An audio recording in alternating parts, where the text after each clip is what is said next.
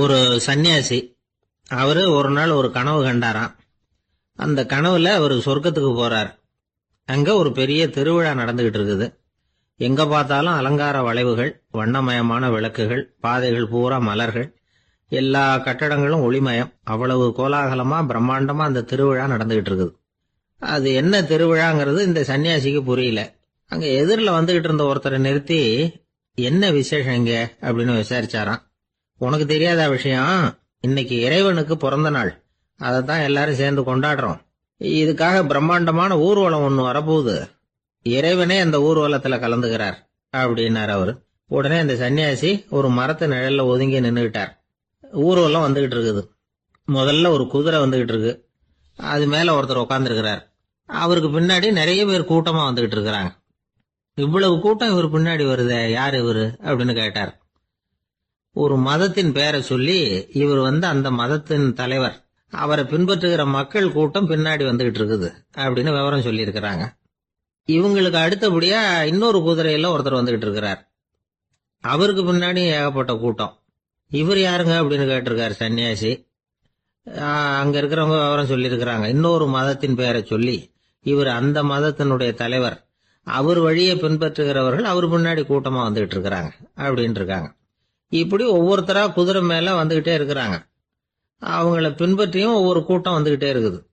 அந்த பெரிய ஊர்வலம் அது பாட்டுக்கு போயிட்டு இருக்குது. கடைசியா அது முடிஞ்சது ரொம்ப நேரம் கழிச்சு. அதுக்கப்புறம் கொஞ்ச நேரம் கழிச்சு ஒரு வயசான ஆள் குதிரை மேல வந்துகிட்டு இருக்கிறார். ஆனா அவருக்கு பின்னாடி யாருமே இல்லை. அவரு பரிதாபமா தனியா வந்துகிட்டு இருக்கிறார். அவரு அந்த ஊர்வலத்தை சேர்ந்தவரா இல்லையாங்கிறதே தெரியல. இவர் யாரு, இவர் ஏன் இப்படி தனியா வந்துகிட்டு இருக்கிறார் அப்படின்னு கேட்டிருக்காரு அந்த சன்னியாசி. என்னது இப்படி கேக்குறீங்க, இவர் தான் கடவுள், இவருக்காக தான் இன்னைக்கு இந்த ஊர்வலமே நடக்குது, இவருக்கு தான் இன்னைக்கு பிறந்த நாள், முன்னாடி போற ஊர்வலம் பூரா இவருடைய பிறந்த நாளை கொண்டாடுறதுக்காகத்தான் அப்படின்னு இருக்காங்க. இதை கேட்டதும் அந்த சன்னியாசிக்கு திடுக்குன்னு தூக்கி போட்டிருக்கு. இது வரைக்கும் கனவு கண்டுகிட்டு இருந்தவர் முடிச்சுக்கிட்டார். அதுக்கப்புறம் தான் யோசிச்சு பார்த்திருக்கார். உண்மைதான், மக்கள் எல்லாரும் பக்தி மார்க்கத்துல போறதா நினைச்சுக்கிட்டு பாதை மாறி போயிட்டு இருக்கிறாங்க. கடவுளை பின்பற்றுவதாக நினைக்கிறாங்க பக்தர்கள். ஆனா கடவுளுக்கு பின்னாடி யாருமே இல்லை. இன்னமும் இயல்பா இதை பத்தி யோசிச்சு பார்த்தா, உண்மைக்கு பின்னாடிதான் நான் போய்கிட்டு இருக்கேன் அப்படின்னு நிறைய பேர் சொல்றாங்க. ஆனா அந்த உண்மை அனாதையா போய்கிட்டு இருக்குது. அப்படி ஆயிட்டுது உலகம். இந்த காலத்திலயும் ஒரு ஊர்வலம், ஒரு பெரிய மனுஷருக்கு பிறந்த நாள் விழா. அவரு குதிரை மேல ஏறி முன்னாடி போயிட்டு இருக்கிறார். அவருக்கு பின்னாடி ஒரு 100 பேர் தொண்டர்கள் அவங்க பாட்டுக்கு போறாங்க. எல்லாம் பணம் கொடுத்து ஏற்பாடு பண்ணவங்க. எல்லாம் பணம் வாங்கிட்டு பின்னாடி போயிட்டு இருக்கிறாங்க. கொஞ்ச தூரம் நடந்ததும் கால் வலிக்க ஆரம்பிச்சுட்டுது. ஒவ்வொருத்தரா அப்படியே ஒதுங்க ஆரம்பிச்சுட்டாங்க. அதான் முன்னாடியே பணம் கிடைச்சிட்டுதே, இனிமே ஒதுங்கினா என்னன்னு ஒதுங்கிட்டாங்க. ஒரு கட்டத்துல குதிரையில போறவர் தற்செயலா திரும்பி பாக்குறாரு. பின்னாடி யாருமே இல்லை. எல்லாரும் ஓடி போயிட்டாங்க. ஒரே ஒரு ஆள் மட்டும் ரொம்ப விசுவாசமா பின்னாடி நடந்து வந்துகிட்டு இருந்தான். ஏன்பா நீ மட்டும் வந்துகிட்டு இருக்கிறிய, நீ வீட்டுக்கு போகலையான்னு கேட்டிருக்காரு அவரு. நீங்க அந்த குதிரையையும் அதுக்குள்ள வாடகை பணத்தையும் கொடுத்துட்டீங்கன்னா நானும் போயிடுவேன் அப்படின்னு நானா இந்த ஆள். ஒரு நண்பர் வந்தார். ரொம்பவும் இறுக்கமா உடை அணிஞ்சிருந்தார். அதாவது ஆடைக்குள்ள அவர் மாட்டிக்கிட்டு இருந்தது மாதிரி தெரிஞ்சது. ஏன் துணி குறைச்சலா எடுத்துட்டீங்களா அப்படின்னு கேட்டோம். இல்லைங்க, எனக்கு எப்பவுமே இறுக்கமா உடை அணியறது தான் பிடிக்கும் அப்படின்னார். ஒருத்தர் எப்படி உடை அணிகிறார் அப்படிங்கறத வச்சு அந்த ஆள் எப்படிப்பட்டவர் அப்படிங்கறத கண்டுபிடிச்சிடலாம். உடை அணிகிற விதம் ஒருத்தருடைய மனநிலையை வெளிப்படுத்துதான். இப்ப இறுக்கமான உடை அணிகிறவங்க பொதுவா மன நிம்மதி இல்லாதவங்களா இருப்பாங்களாம், கோபக்காரங்களா இருப்பாங்களாம். ரொம்ப தொலைதொலைப்பா ஆடை அணிகிறவங்க இருக்கிறாங்கல்ல, அவங்க எல்லாம் அமைதியான ஆளா இருப்பாங்களாம், சாந்தமா இருப்பாங்களாம். இவங்கெல்லாம் போராடுறதுக்கு சரியா வரமாட்டாங்களாம். இப்படி ஒரு கணிப்பு இருக்குது. அதனாலதான் போர் வீரர்களுக்கெல்லாம் இறுக்கமான உடையை தான் கொடுக்கறது வழக்கம். ஆனா சன்னியாசிகளை பாருங்க, அவங்களுக்கெல்லாம் ரொம்ப தொலை உடைகள் தான். அவங்கெல்லாம் டைட் பேண்ட் போட்டுக்கிட்டு நிக்க மாட்டாங்க சன்னியாசிகள்லாம். அதே மாதிரி சன்னியாசிகள்லாம் காவி உடைய தேர்ந்தெடுக்கிறதுக்கும் காரணம் உண்டு. பல ஆண்டுகள் சோதனை செஞ்சு பார்த்துட்டு தான் சன்னியாசத்துக்கு காவி தான் சரி அப்படின்னு முடிவு பண்ணியிருக்கிறாங்க. இப்ப பௌதீக விஞ்ஞானப்படியும் அதுதான் சரி. அதாவது சூரிய ஒளியில 7 வண்ணங்கள் உண்டு. ஒரு பொருள் மேல அது விழும் பொழுது அந்த பொருள் நமக்கு சிவப்பா தெரிஞ்சதுன்னா அந்த பொருள் சிவப்பை தவிர மற்ற எல்லா நிற கதிர்களையும் உள்வாங்கிக்கிட்டு சிவப்பு நிறத்தை மட்டும் வெளியில விடுது. அதாவது விலக்கி விடுது. அதனாலதான் அந்த பொருள் சிவப்பா தெரியுது. உடல் ஆரோக்கியத்துக்கு ஓரளவு சிவப்பு தேவைப்படுது. அதனாலதான் காவி உடை அணிஞ்சா சூரிய ஒளி ஓரளவு சிவப்பை விலக்கிவிடும்.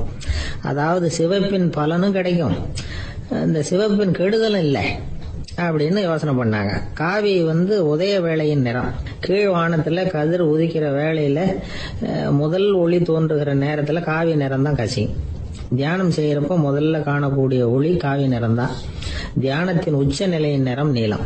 தியானம் காவி நிறத்துல ஆரம்பமாகி நீல நிறத்துல நிறைவடைகிறது அப்படிங்கிறார் ஓஷோ. நீலம் தியான சிகரம், காவி தியான ஆரம்ப குறியீடு, ஒரு சன்னியாசியின் ஆரம்ப தரிசனம் அப்படிங்கிறார் அவர். ஒருத்தர் நாள் பூரா காவி உடைய அணிஞ்சிருந்தா அந்த நிறம் அவருக்கு தியானத்தை பத்திய நினைவை ஊட்டிக்கிட்டே இருக்கும். இப்படியே ஆடைக்கும் தியானத்துக்கும் இடையில ஒரு தொடர் ஏற்படுது. ஒரு துறவியின் உள்ளார்ந்த பண்பா அது மாறுது. கடை வீதியில ஒரு பொருள் வாங்க போறோம், அது மறந்துடக்கூடாதுங்கிறதுக்காக ஞாபகம் முடிச்சு போட்டுக்கிறோம்.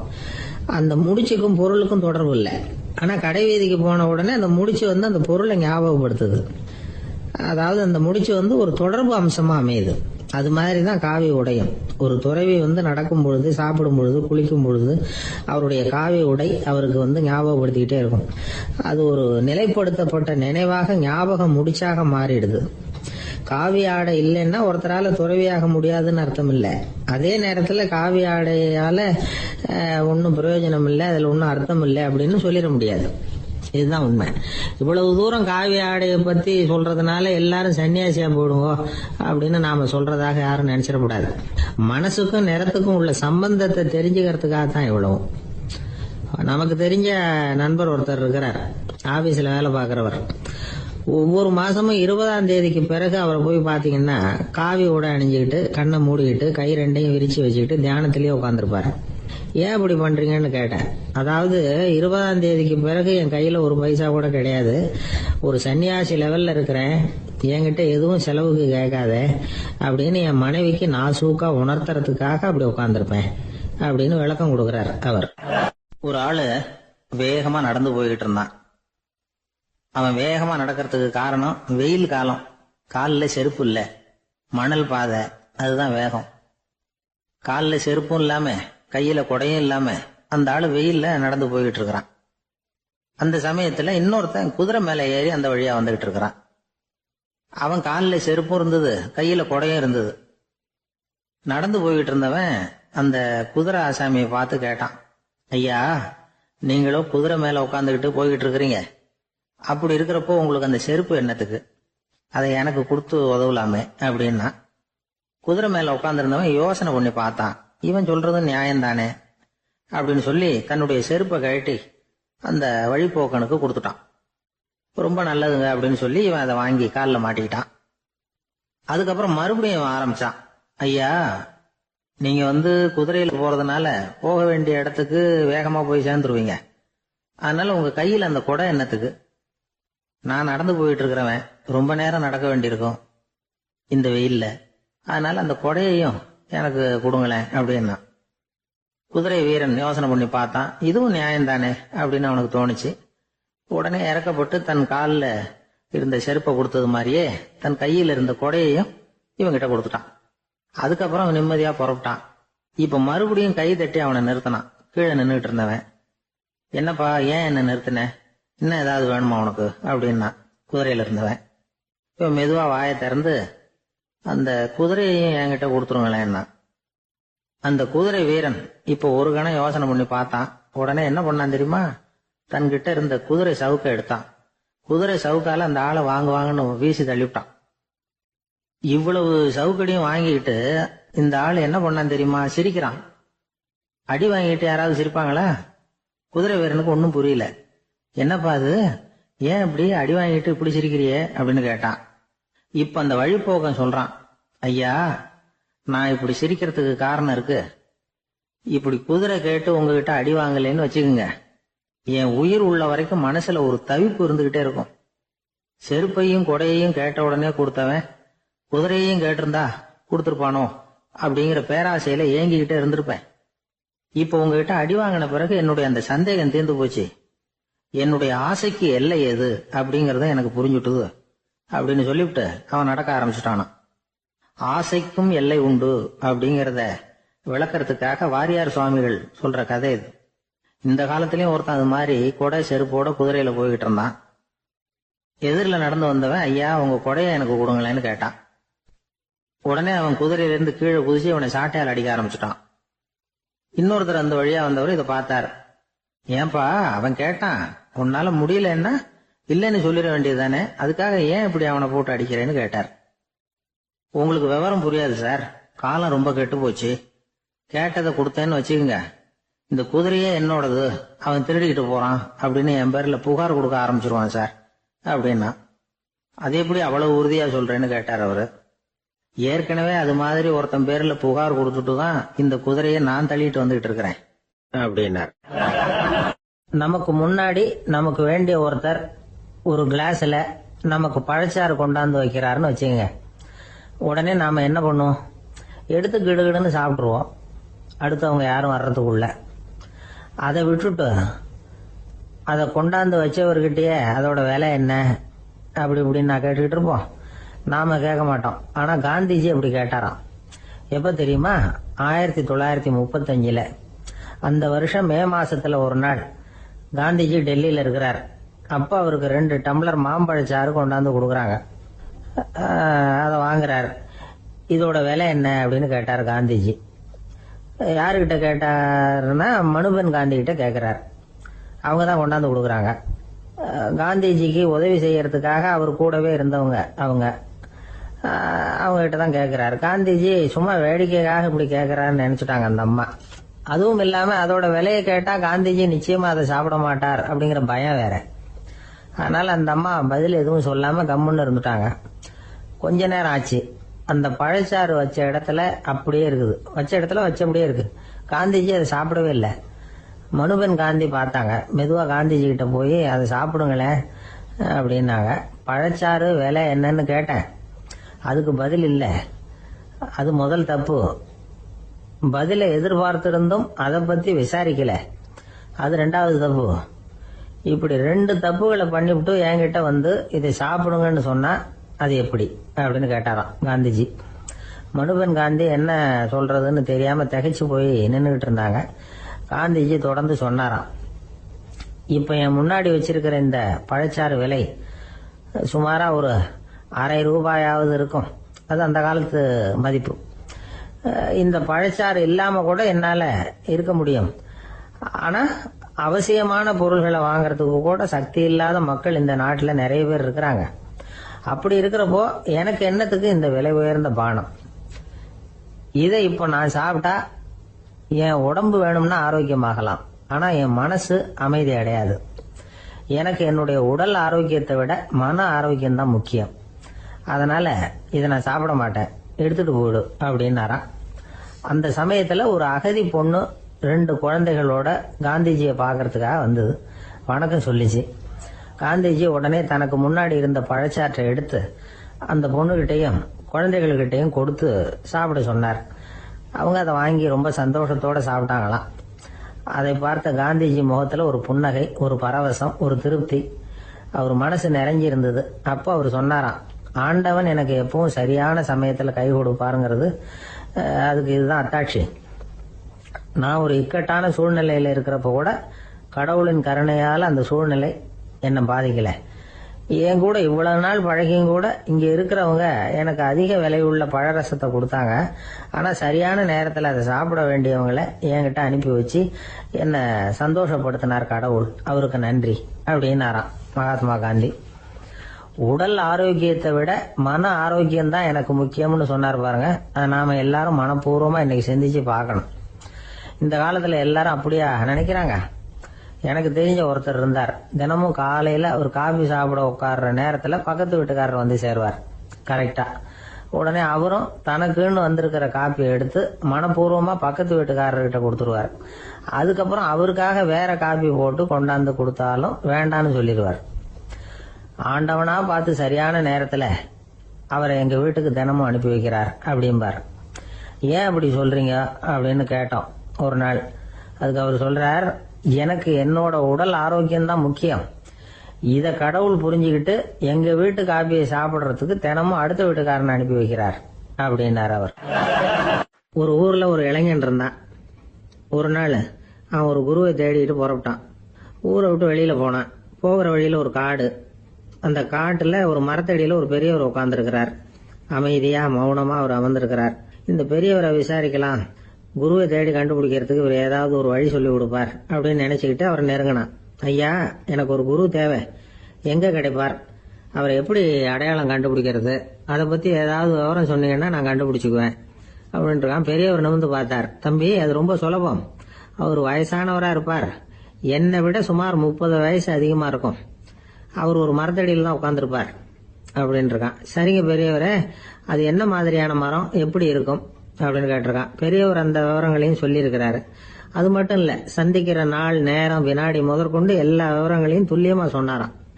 இவ்வளவு விவரங்களை இவரால் எப்படி சொல்ல முடியுது அப்படின்னு இவனுக்கு ஆச்சரியம். இருந்தாலும் அந்த பெரியவர் கடைசியா ஒரு விவரம் சொன்னார். அது என்ன தெரியுமா, எப்படியும் நீ அவரை சந்திக்கிறதுக்கு ஒரு 30 வருஷம் ஆகும் அப்படின்னு சொல்லிவிட்டாராம். ரொம்ப நன்றிங்க பெரியவரே அப்படின்னு சொல்லிவிட்டு அந்த இளைஞன் புறப்பட்டு இருக்கான். இப்போ அவனுக்கு குரு பத்தின விவரம் எல்லாம் கிடைச்சிட்டுது, சந்திக்கிற நேரமும் தெரிஞ்சுட்டுது. ஆனா 30 வருஷம் அவரை தேடி அலைய வேண்டி இருக்குமே. அவன் தேட ஆரம்பிச்சான். காடு மலை எல்லாம் சுத்தி அலைஞ்சான். பல வருஷங்கள் தேடினான். அழுத்து போயிட்டான். கடைசியில அவனுக்கும் வயசாயிட்டுது. கடைசியில தன்னுடைய சொந்த ஊருக்கே திரும்பி போயிட்டு இருந்தான். அங்க ஒரு மரத்தடியில அவன் தேடிட்டு இருந்த குருநாதர் கிடைச்சார். யார் அவருன்னா, 30 வருஷத்துக்கு முன்னாடி வழி சொல்லி கொடுத்தாருல அதே பெரியவர். அவருக்கு இப்ப 30 வயசு அதிகமா இருந்தது. அதே மரம், அன்னைக்கு பெரியவர் சொன்ன அடையாளம் இப்ப பொருத்தமா இருந்தது. இப்ப அந்த பெரியவர் சொன்னார், சரியா வந்து சேர்ந்துட்ட, வா, உனக்காக தான் நான் இவ்வளவு காலமும் காத்துக்கிட்டு இருந்தேன் அப்படின்னாராம். என்ன சொல்றீங்கன்னு இருக்கான். 30 வருஷத்துக்கு முன்னாடி என்கிட்ட வந்தியே, அப்பவே என் காலம் வந்து முடிஞ்சு போயிருந்தது. அப்பவே என்ன உனக்கு அடையாளம் தெரியல, அதனால இவ்வளவு காலம் உனக்காக காத்துட்டு இருக்கும்படி ஆயிட்டுது அப்படின்னாராம். ஐயா, அப்பவே நீங்க சொல்லியிருக்கலாமே, இதுதான் 30 வருஷம் கழிச்சு நீ சந்திக்க போற இடம், நான் தான் உன்னுடைய குரு அப்படின்னு சொல்லியிருக்கலாமே அப்படின்னு இருக்கான். அந்த பெரியவர் சிரிச்சுக்கிட்டே இதுக்கு பதில் சொன்னாராம். நான் எவ்வளவோ விவரமா தான் சொன்னேன், நீ சரியா புரிஞ்சுக்கல. காரணம், அப்போ நீ போதுமான அளவுக்கு பக்குவம் பெற்றிருக்கவில்லை, அதனால புரியும் சக்தி இல்லாம போயிட்டுது. அப்போ 30 ஆண்டு காலம் நீ அலைஞ்சு தெரிஞ்சிருக்கிற, அது காரணமா இப்போ உனக்கு அந்த பக்குவம் வந்துட்டுது. அதனாலதான் அடையாளம் காண முடிஞ்சது, நானே உன்னுடைய குரு அப்படின்னாராம். இதுல இருந்து என்ன தெரியுதுன்னா, ஆன்மீகத்துல மாணவனாக சேர்றதுக்கு கூட ஒரு பக்குவத்தன்மை தேவைப்படுது. ஒரு பெரிய ஞானி, அவர்கிட்ட சீடனா இருக்க ஒருத்தன் வந்தான், எதிரில் நின்னா. ஞானி அவனை வெகு நேரம் உற்று பார்த்தார். அப்புறம் சொன்னார், சீடனா இருக்கிறது ரொம்ப சிரமம்னார். நான் தயாரா இருக்கிறேன்னா. அது இன்னமும் சிரமமாச்சே, இங்க வந்து குருவா இருக்கிறது மட்டுமே சுலபம் அப்படின்னாராம். அப்படின்னா நான் குருவாவே ஆயிடுறேன் அப்படின்னானா. இது போலவே இந்த காலத்துல கதை ஒண்ணு உண்டு. ஒரு பள்ளிக்கூடத்துல வகுப்பு ஆசிரியர் மாணவனை திட்டிக்கிட்டு இருந்தார். டேய், நீ 100க்கு 10 மார்க் தான் வாங்கிட்டு இருக்க, இவ்வளவு மோசமா நீ படிச்சா கடைசியில மாடு மேய்க்கிறது கூட லாய்க்கு இல்லாதவனா ஆயிடுவேன், அதுக்கப்புறம் என்ன செய்ய போற அப்படின்னாராம். பையன் தலையை சொரிஞ்சுக்கிட்டே சொன்னானா, சார் அப்படின்னா ஒண்ணு செய்யறேன் அப்படின்னானா. இவர் கேட்டிருக்கார், என்ன செய்ய போறேன்னு. வேற என்ன சார், உங்களை மாதிரி ஒரு ஆசிரியர் ஆயிடுறேன் அப்படின்னு. ஒரு கணவன் மனைவி, எப்ப பார்த்தாலும் அவங்க 2 பேருக்கும் இடையில சண்டை வந்துகிட்டே இருந்தது. இதுல என்ன ஆச்சரியங்கிறீங்களா? நான் அதுக்காக சொல்ல வரல, இது வேற விஷயம். அதாவது சண்டை போடாம இருக்கிறதுக்கு வழி சொல்ற தகவல் இது. நான் சொன்ன அந்த கணவன் மனைவி எப்படின்னா, கணவன் ஒரு வார்த்தை சொன்னா மனைவி கிட்ட இருந்து 2 வார்த்தை பதிலா வரும். இதுக்கு கணவன் கிட்ட இருந்து 4 வார்த்தை பதிலா வரும். இப்படி வார்த்தைகள் பெருகி போய் கடைசியில வம்புல வந்து முடியும். அந்த அம்மா பொறுத்து பொறுத்து பார்த்தாங்க, அவங்களால தாக்கு பிடிக்க முடியல. பக்கத்து வீட்லயே ஒரு கணவன் மனைவி இருந்தாங்க, அவங்களுக்குள்ள சண்டை வர்றதில்ல. அது எப்படி அவங்களால மட்டும் சண்டை போடாம இருக்க முடியுது அப்படின்னு இந்த அம்மாவுக்கு ஆச்சரியம். ஒரு நாள் நேரா பக்கத்து வீட்டு அம்மா கிட்டே போய், ஏம்மா, நீங்க எப்படி கணவனும் மனைவியும் சண்டை போட்டுக்காம இருக்கிறீங்க, அது எப்படி முடியுது உங்களால அப்படின்னு கேட்டாங்க. அதுக்குன்னு ஒரு மருந்து இருக்குது, அதை சாப்பிட்டா சண்டை வராது அப்படின்னாங்க அவங்க. சரிங்க, அந்த மருந்தை அவரு சாப்பிட மாட்டாரே, மாட்டேன்னு சொல்லிட்டா என்ன பண்றது அப்படின்னு கேட்டிருக்கிறாங்க இவங்க. அந்த மருந்து அவருக்கு இல்லம்மா, உனக்கு தான் அப்படின்னாங்களாம் அவங்க. அப்படியா, அப்படின்னா கொடுங்க, ரொம்ப நல்லதா போச்சு. அதை எப்படி சாப்பிடுறதுங்கிற விவரத்தையும் சொல்லுங்க, எங்க அது கிடைக்கும்ங்கிறதையும் சொல்லுங்க, வாங்கிக்கிறேன் அப்படின்னு கேட்டாங்களாம் இவங்க. வேற எங்கேயும் போய் வாங்க வேண்டாம், என்கிட்டே இருக்க அந்த மருந்து, அதுல கொஞ்சம் தர்றேன், வாங்கி வச்சுக்க. உன் வீட்டுக்காரர் உன்னோட சண்டையை ஆரம்பிக்கிற போகலாம் நீ இந்த மருந்துல 1 அவுன்ஸ் வாயில ஊத்திக்கணும். அதை உடனே குடிச்சிடக்கூடாது. ஒரு 5 நிமிஷமாவது அது வாயில் இருக்கணும், அதுக்கப்புறம் குடிச்சுடலாம் அப்படின்னு சொல்லி ஒரு பாட்டில் மருந்தை இந்த அம்மா கிட்ட கொடுத்து அனுப்புனாங்களாம். மருந்தை எடுத்துக்கிட்டு இந்த அம்மா வீட்டுக்கு வந்திருக்கிறாங்க. வீடு பூட்டி இருந்ததுனால கணவன் வந்து வாசல்லையே காத்துக்கிட்டு இருக்கிறான். மனைவியை கண்டதும் சண்டை போட ஆரம்பிச்சிட்டான். வீட்டை பூட்டி விட்டு எங்கே போய் தொலைஞ்ச, எவ்வளவு நேரமாக ஒரு மனுஷன் வாசல்லையே காத்துட்டு கிடக்கிறது, அப்படி இப்படின்னு கத்த ஆரம்பிச்சிட்டான். மனைவி இதுக்கு பதிலே சொல்லலை.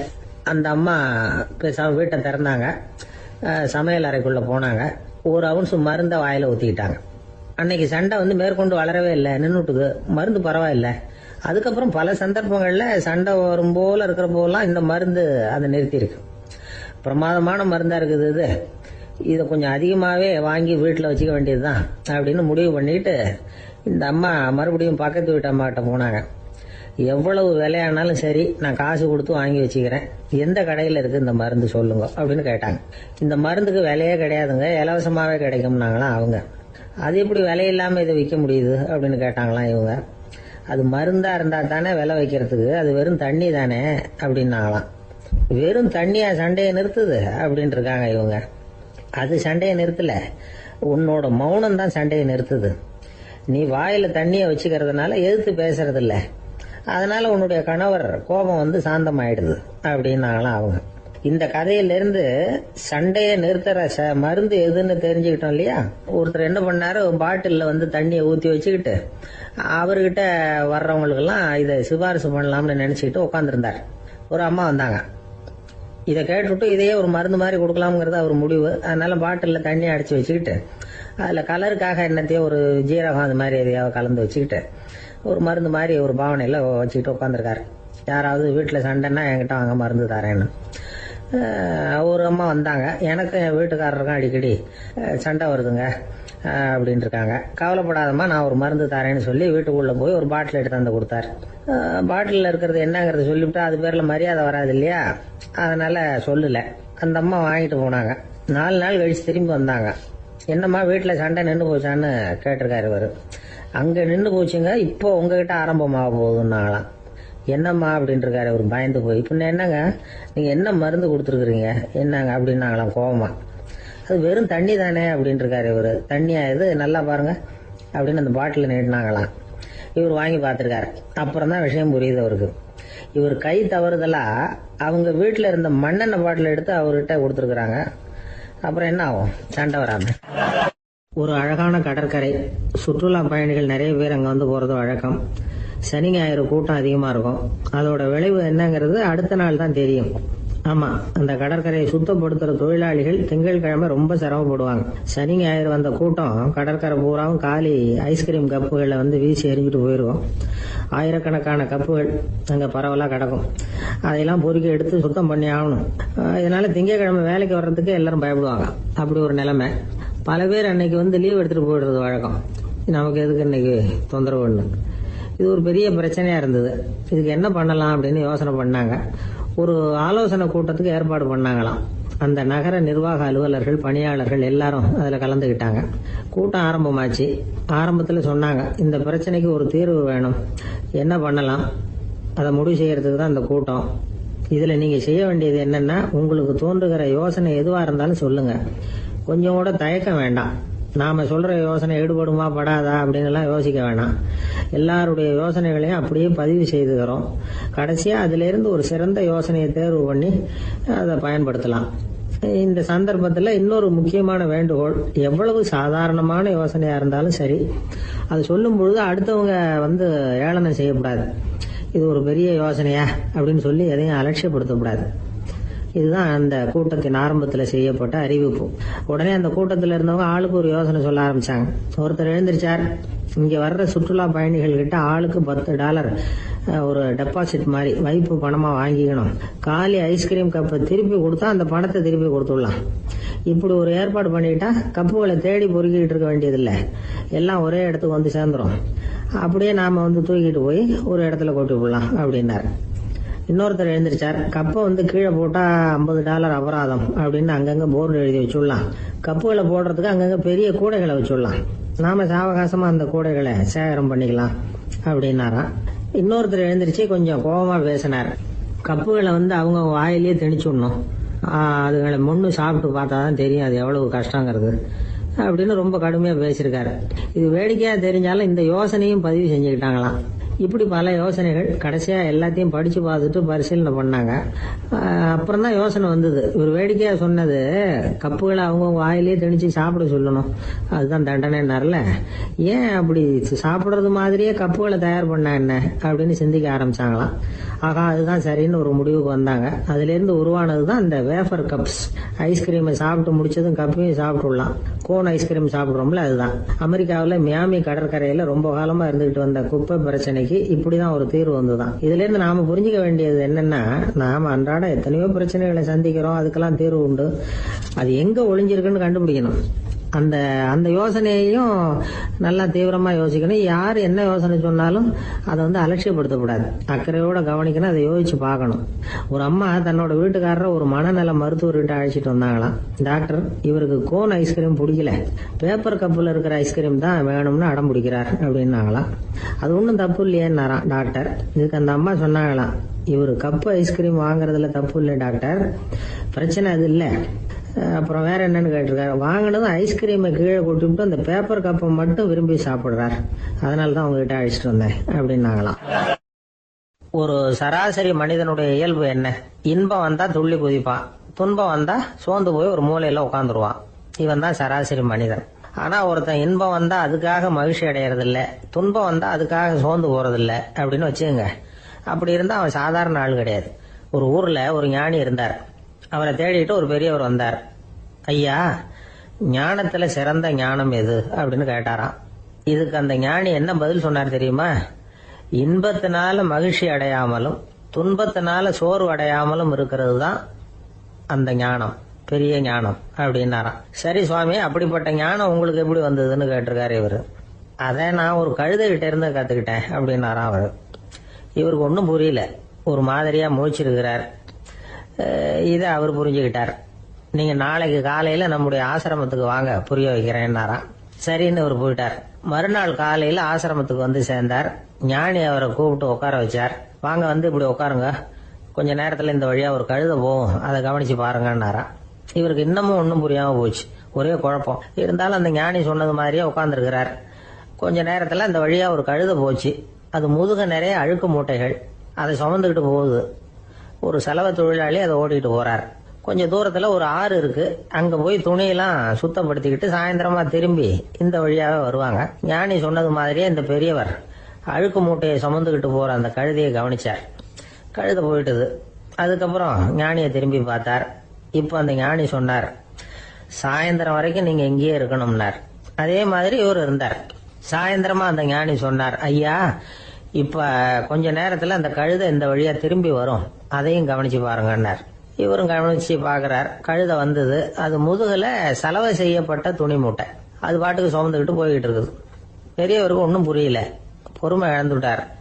சரி சுவாமி, இந்த கழுதைக்கும் உங்க ஞானத்துக்கும் என்ன சம்பந்தம் அப்படின்னார். இப்ப அந்த ஞானி விளக்கினார். ஐயா, இந்த கழுதை இதே மாதிரி தினமும் காலையில அழுக்கு மூட்டைகளை சுமந்துக்கிட்டு ஆத்துக்கு போகுது, மாலையில வெண்மையான சுத்தமான துணிகளை சுமந்துக்கிட்டு திரும்பி ஊருக்கு போகுது. காலையில இது போகும் பொழுது முதுகுல அழுக்கு மூட்டைகளை சுமந்துக்கிட்டு போறோமேங்கிற வருத்தமும் அதுக்கு கிடையாது. சாயந்தரம் திரும்பி வரும்பொழுது சுத்தமான துணிகளை சுமந்துக்கிட்டு வர்றோமேங்கிற மகிழ்ச்சியும் அதுக்கு இல்லை. இதை பார்த்துதான் நானும் அது மாதிரி ஞானத்தை கத்துக்கிட்டேன் அப்படின்னாராம். அதனால யாரு கத்து கொடுக்கறாங்க அப்படிங்கறத விட எதை கத்துக்கிறோம் அப்படிங்கறது தான் முக்கியம். ஒரு சினிமா பாக்குறோம், ஒரு அருவி கொட்டுறது மாதிரி காட்சி வருது, தண்ணீர் வழியுது. படம் முடிஞ்சதும் பாத்தீங்கன்னா அந்த திரை என்ன நனைஞ்சு போயா இருக்கும். ஒரு தீப்பிடிச்சு எரியிற காட்சியே சினிமாவில் பாக்குறீங்க, காட்சி முடிஞ்சதும் அந்த வெண் திரையே கருகி போயா இருக்கும். படத்துல வர்ற தண்ணீரும் நெருப்பும் அந்த திரையை பாதிக்கிறது இல்லை. நாம அந்த திரை மாதிரி இருக்கிறதுக்கு கத்துக்கணுமா. அந்த பக்குவம் வந்துட்டதுன்னா இன்பமும் துன்பமும் நம்ம எதுவும் செய்யாது. ஒரு சினிமாவை பாக்குற வரைக்கும் சிரிக்கலாம், அழலாம். பார்த்துட்டு வெளியில வரும்பொழுது அழுதுகிட்டே வரக்கூடாது. ஒருத்தர் வந்தார், அப்படி படம் முடிஞ்சு வெளியில வரும்பொழுது அருவி மாதிரி கண்ணீர் சிந்திக்கிட்டே வர்றார். ஏன் சார் படம் அவ்வளவு சோகமா அப்படின்னு கேட்டார். இன்னொருத்தர், இல்ல சார், கூட்டம் ரொம்ப குறைச்சல் சார், மொத்தம் படம் பார்க்க வந்தவங்களே 15 பேர் தான் சார் அப்படின்னார் கண்ணீரை தொடச்சிக்கிட்டே. அதுக்கு நீங்க ஏன் சார் அழறீங்கன்னு கேட்டார் அவரு. இந்த படத்தோட தயாரிப்பாளரே நான் தான் சார் அப்படின்னாரா இவர். ஒரு ஊர்ல ஒரு ஆள் இருந்தான், தையல் கடை வச்சிருந்தான். அவங்கிட்ட ஒருத்தன் ஒரு சட்டை துணி எடுத்து கொடுத்து தைக்க சொல்லியிருந்தான். வர்ற சனிக்கிழமை வா வந்து வாங்கிட்டு போ அப்படின்னு அவன் சொல்லியிருந்தான். அதே மாதிரி இவன் வந்தான். அவன் தச்சு வச்சிருந்த சட்டையை கொடுத்தான். இவன் வாங்கி அங்கேயே போட்டு பார்த்தான். கை நீளம் ஒண்ணுக்கு ஒண்ணு வித்தியாசமா இருந்தது. வலது கை இடது பக்கத்தை விட நீளம் குறைச்சலா இருந்தது. அவன் முணுமுணுக்க ஆரம்பிச்சுட்டான், என்ன இது இப்படி தைச்சுட்டியேன்னு. இதுக்கு அவன் சொன்னான், ஐயோ இதுக்காகவா சங்கடப்படுறீங்க, வலது கையை மட்டும் கொஞ்சம் உள்ள இழுத்தாப்புல வச்சுக்கிட்டீங்கன்னா சரியா போகுது. மற்றபடி அந்த சட்டையில உள்ள கலை அம்சத்தை கவனிங்க, எவ்வளவு அற்புதமா தச்சிருக்கேன் பாருங்க. ஒரு சின்ன குறைய இப்படி எல்லாம் பொருட்படுத்த வேண்டியதில்ல. நான் சொன்னது மாதிரி கையை கொஞ்சம் உள்ள இழுத்தது மாதிரி வச்சுக்கிட்டு நடந்து போங்க, ஜோரா இருக்கும் அப்படின்னா. அவனும் யோசிச்சு பார்த்தான். சரியான யோசனையா தான் தோணுச்சு. கொஞ்சம் முயற்சி பண்ணி வலது கையை கொஞ்சம் உள்ள இழுத்து சட்டை சரியா இருக்கிறது மாதிரி பண்ணிட்டான். இப்ப மறுபடியும் ஒரு பிரச்சனை. வலது கையை உள்ள இழுத்த மாதிரி அப்படியே வச்சுக்கிட்டதும் முதுகு பக்கம் கொஞ்சம் துணி தளர்த்தியா தொங்குறது மாதிரி தெரிஞ்சது. என்ன இது, முதுகு பக்கம் துணி குவிஞ்சுட்டுதே தொங்குதே அப்படின்னா மறுபடியும், அடடா இதுக்காகவா கவலைப்படுறீங்க, உடம்ப அதுக்கு தகுந்த மாதிரி கொஞ்சம் வளைச்சிக்கிட்டா சரியா போடுது. இதுக்காக அந்த அழகான தையலை பிரிச்சு அதுல உள்ள கலை அம்சத்தை கெடுக்கிறதுக்கு என் மனசு இடம் தரல. எவ்வளவுக்கு தளர்த்தியா இருக்கோ அவ்வளவுக்கு கொஞ்சம் உடம்ப வளைச்சி அப்படி குனிஞ்சது மாதிரி போங்க போதும் அப்படின்னா. அதுவும் நல்ல யோசனையா தான் பட்டுது இவனுக்கு. சரின்னு சொல்லிவிட்டு புறப்பட்டான். தெருவில் இறங்கினான். கைய கொஞ்சம் உள்ள இழுத்தான், உடம்ப கொஞ்சம் முன்னால வளைச்சான், சட்டைக்கு தகுந்த மாதிரி உடம்ப பண்ணிட்டான். மெதுவா நடந்து போறான். இப்போ எதிரில் இன்னொருத்தன் வரான். இவனை பாக்குறான். இவன் போட்டிருக்கிற சட்டையை பாக்குறான். ஆஹா அற்புதம்ங்கிறான். சும்மா சொல்லக்கூடாது, ரொம்ப நல்லா இருக்கு நிச்சயமா. இது இந்த ஊர் மேல தெருவில் இருக்கிற ஒருத்தன் இருக்கானே, அவன் தச்சதா தான் இருக்கணும் அப்படின்னா. இதை கேட்டதும் அவனுக்கு ஆச்சரியம். எப்படி அவ்வளவு கரெக்டா கண்டுபிடிச்சிங்க அப்படின்னு கேட்டிருக்கான். இதுக்கு அந்த வழிபோகன்னு சொன்னானா, அவன் ரொம்ப கெட்டிக்காரன். உங்களை மாதிரி உடம்பும் கையும் வளைஞ்சு போன ஒரு ஆசாமிக்கு அவனை தவிர வேற யாராலேயும் இவ்வளவு பொருத்தமான ஒரு சட்டையை தைக்க முடியாது அப்படின்னானா. பாருங்க, அவனுக்காக இவன் அனுசரிக்க போய் இவனோட நிலைமை எப்படி ஆயிடுது பாருங்க. இதே மாதிரிதான் சில சடங்குகளும் சம்பிரதாயங்களும் நம்மளை கோமாளி ஆக்கி விட்டுரும்.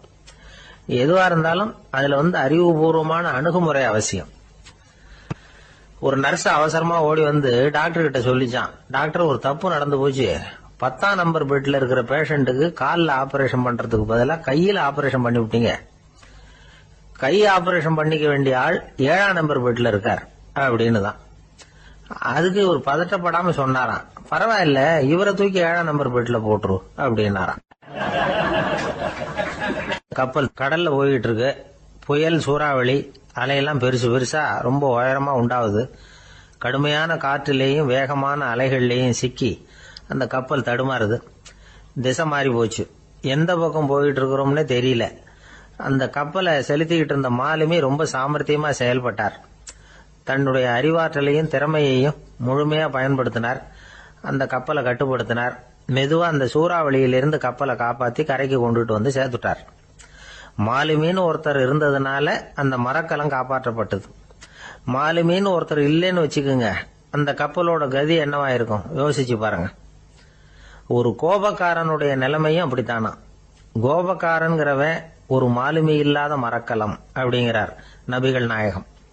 கொந்தளிக்கிற கடல்ல கொடுமையான அலைகளின் உச்சியில அல்லல் படுகிற மரக்கலத்தை விட மோசமானது கோபக்காரனின் நிலைமை அப்படிங்கிறது அவருடைய கருத்து. அது மாதிரி இதுன்னு சொல்லல, அதை விட மோசம் இது அப்படிங்கிறார். ஏன் தெரியுமா, ஒரு கப்பல் கடல்ல தடுமாறினா அதை சரிப்படுத்த மாலுமி இருக்கிறார். அவர் தன்னுடைய சாமர்த்தியத்தினால அதை கட்டுப்படுத்தி சரியான வழிக்கு கொண்டுட்டு வந்துருவார். ஆனா கோபக்காரனுடைய நிலைமை அப்படி இல்லை அப்படிங்கிறார் நபிகள் நாயகம். மனித மனம் ஒரு மரக்கலம், அறிவு அதுல இருக்கிற மாலுமி. மாலுமி மரக்கலத்தை செலுத்துறான், அவனுக்கு கட்டுப்பட்டு அது ஓடுது. ஆனா கோபக்காரன்கிற மனுஷங்கிட்ட அறிவுங்கிற மாலுமி சரியா வேலை செய்ய மாட்டான். ஏன்னா கோபம் அந்த மாலுமியின் கண்களை அவிச்சிரும், காதுகளை கேட்காம பண்ணிவிடும். கண்ணையும் காதையும் மூடிவிட்டு கப்பலை ஓட்டுனா எப்படி ஓட்டுறது? அதனால கோபக்காரன் மாலுமி இல்லாத மரக்கலம். இடி மின்னல்ல மாட்டிக்கிட்டு கஷ்டப்படுற கப்பல் மாதிரி கஷ்டப்படுறான். பெரியவங்க எல்லாம் என்ன சொல்றாங்க, உனக்கு கெடுதல் பண்ணவனுக்கும் நீ நன்மையே செய், எவருடைய விருப்பு வெறுப்பையும் பொருட்படுத்தாதே. பரம எதிரிக்கும் நீ நன்மை செய்ய ஆரம்பிச்சா உன்னுடைய தூய நிலையை பார்த்துட்டு அவனும் உனக்கு நெருக்கமான நண்பனா ஆயிடுவான். இதுதான் பெரியவங்க நமக்கு சொல்லி இருக்கிறது. புனித குர்ஆன் சொல்றது என்ன? தீமையை நன்மையை கொண்டே நீர் தடுத்து கொள்ளும் அப்படின்னு சொல்லப்பட்டிருக்கு. அதுல இன்னா செய்தாரை ஒருத்தல் அவர் நாண நன்னயம் செய்து விடல் அப்படிங்கிறார் திருவள்ளுவர். செல்வந்தர் ஒருத்தர்கிட்ட ஒரு சிறுவன் வந்து ஆடு மேய்ச்சிக்கிட்டு இருந்தானா. பெரியவர் அவனை கூப்பிட்டு, நீ நேரா போய் ஒரு ஆட்டுல உள்ள ரொம்ப நல்ல பகுதி எதுவோ அதை எடுத்துக்கிட்டு வா அப்படின்னாராம். இவன் போனான். ஒரு ஆட்டு உடம்புல இருந்த நாக்கு, இருதயம், இது ரெண்டையும் எடுத்துக்கிட்டு வந்து கொடுத்தானா. பெரியவர் வாங்கி பார்த்தார். அதுக்கப்புறம் இப்ப நீ போய் இன்னொரு ஆட்டுல இருக்கிற ரொம்ப கெட்ட பகுதி எதுவோ அதை எடுத்துட்டு வா அப்படின்னாராம். இவன் போய் எடுத்துட்டு வந்தான். அவன் கையில இருந்தது மறுபடியும் அதே மாதிரி நாக்கு, இருதயம், இது ரெண்டும் தான். என்னது இப்பவும் அதையே கொண்டுட்டு வந்திருக்கிற அப்படின்னாராம் பெரியவர். இவன் சொன்னானா, ஒரு உடம்புல உள்ள ரொம்ப நல்ல பொருளும் இதுதான், ரொம்ப கெட்ட பொருளும் இதுதான் அப்படின்னு. இளம் வயசுல இப்படி பதில் சொன்னவர் தான் பேரறிஞர் லுக்மானுல் ஹக்கீம் அவர்கள். கோபப்படாம இருந்தா இது ரெண்டும் நல்லா வேலை செய்யும், கோபப்பட்டா இது ரெண்டும் மோசமா வேலை செய்யும். அதை புரிஞ்சுக்கிறதுக்காகத்தான் இன்னைக்கு இந்த தகவல். கோபம் வந்துட்டா நாம என்ன செய்யறோங்கிறது நமக்கே தெரியாது. ஒருத்தர் டாக்டர் கிட்ட போனார் அவசரமா. டாக்டர், எனக்கு இப்ப கடுமையான கோப வெறி, எனக்கு கண்ணு மண்ணு ஒன்னும் புரியல, உடனடியாக அதை கட்டுப்படுத்தணும், உடனே இதுக்கு ஏதாவது ஒரு மாத்திரை கொடுங்க ப்ளீஸ் அப்படின்னார். அந்த டாக்டரும் உடனே ஒரு மாத்திரையை கொடுத்து, இதை உடனே போடுங்க, நான் தண்ணி கொண்டுட்டு வரேன்னு உள்ள போனார். தண்ணியோட திரும்பி வந்தார். இவரு சொன்னார், டாக்டர், நீங்க கொடுத்த மாத்திரை ரொம்ப பெருசா இருந்தது, இருந்தாலும் கஷ்டப்பட்டு முழுங்கிட்டேன்னார். டாக்டர் சந்தேகத்தோட மேசையை பாக்குறார். பார்த்தா மாத்திரை அங்கேயே இருக்குது, பேப்பர் வெயிட்ட காணல.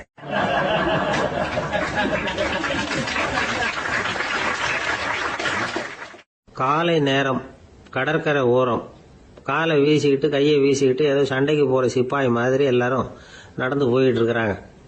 நடைப்பயிற்சி. அதுல நமக்கு தெரிஞ்ச ஒருத்தர் எதிரில் வந்தார் ரொம்ப வேகமா.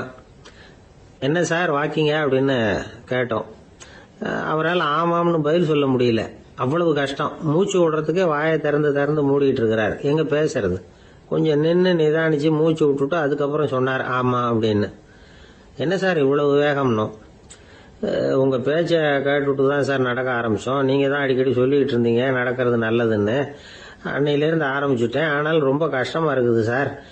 இப்ப பாருங்க, உங்ககிட்ட சுலபமா பேசக்கூட முடியல, மூச்சு வாங்குது, உடம்பு கூட வலிக்கிறது மாதிரி இருக்கு அப்படின்னு அவர் பாட்டுக்கு பேச ஆரம்பிச்சுட்டார். உங்களை யாரு சார் இவ்வளவு வேகமா நடக்க சொன்னது? வேகத்தை குறைங்க, மெதுவா நடங்க அப்படின்னோம். நீங்க நடக்கிறதுனால என்னென்ன சௌகரியம்னு அன்னைக்கு சொன்னீங்களே தவிர சௌகரியமா நடக்கிறது எப்படின்னு சொல்லலையே அப்படின்னாரு அவர். இன்னமும் லேசா மூச்சு வாங்கிட்டே சொன்னா கூட இவர் சொல்றதுலயும் ஒரு நியாயம் இருக்கு. அதனால இந்த நடைப்பயிற்சி பண்றவங்க கவனிக்க வேண்டிய சில முக்கியமான குறிப்புகள் இருக்கு. அது என்னென்னங்கிறத அவங்க தெரிஞ்சுக்கணும். அது தெரிஞ்சு வச்சுக்கிறது நல்லது. இதெல்லாம் மருத்துவ நிபுணர்கள் சொல்ற குறிப்புகள். அவங்க என்ன சொல்றாங்க தெரியுமா? உங்க வயசு 40க்கு மேலையா?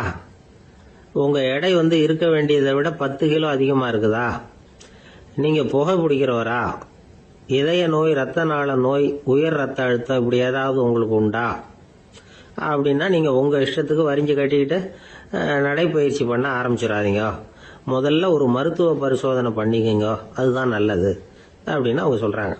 நடக்கிறப்போ, உடற்பயிற்சி செய்யறப்போ மார்பு பகுதியில அல்லது வேற எங்கேயாவது தொடர்ந்து வலி இருந்ததுன்னா பயிற்சியை நிறுத்தி விட்டு டாக்டரை போய் பார்க்கணும். நடைப்பயிற்சி பண்றப்போ உங்க சக்திக்கு தகுந்த மாதிரி மெதுவா அதிக கஷ்டம் இல்லாம முன்னேறலாம். அங்க என்ன போட்டியா வைக்கிறாங்க? முந்திக்கிட்டு போய் என்ன பண்ண போறோம்? பரிசா வாங்க போறோம். அதனால நிதானம் அவசியம் அப்படிங்கறது அவங்க ஆலோசனை. தொந்தரவு கொடுக்காத ஷூ, ட்ரெஸ் இதுகளை உபயோகப்படுத்துங்க. பாதத்துல ஆடு தசை இருக்குல்ல, அங்க ஏதாவது பிரச்சனை இருந்ததுன்னா டாக்டரை பாருங்க. அந்த பாதத்துல வலி வரும் அந்த இடத்துல. வெயில் காலமா இருந்தா தலைக்கு தொப்பி வச்சுக்கோங்க. பனியில நடந்தாலும் அப்படித்தான், தலையை பத்திரமா பாத்துக்குங்க. நம்ம கிட்ட ஏதோ கொஞ்சம் உருப்படியா தெரியறது அதுதானே. உடற்பயிற்சிக்கு முன்னாடி பின்னாடி பயிற்சி செய்யறப்போ நிறைய தண்ணி குடிக்கலாமா. முதல் 1 மாசத்துக்கு கொஞ்சம் தளர்த்தியா சாவகாசமா நடக்கலாம். மணிக்கு 3 அல்லது 4 கிலோமீட்டர் வேகம்னு வச்சுங்களேன். அதுக்கப்புறம் வேகத்தை அதிகப்படுத்தலாம். மணிக்கு 6 அல்லது 8 கிலோமீட்டர் அளவுக்கு நடக்கலாம். நல்லா கையை வீசிக்கிட்டு நடக்கணும். மூச்சு விடுற எண்ணிக்கை அதிகரிக்கணும்.